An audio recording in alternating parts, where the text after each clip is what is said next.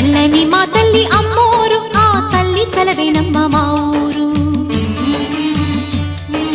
చల్లని మా తల్లి అమ్మోరు, ఆ తల్లి చలవేనమ్మ మా ఊరు. గోదారి పారేది, గుడిగంట గొంతెత్తి పాడేది. గోదారి పారేది, గుడిగంట గొంతెత్తి పాడేది. ధాన్య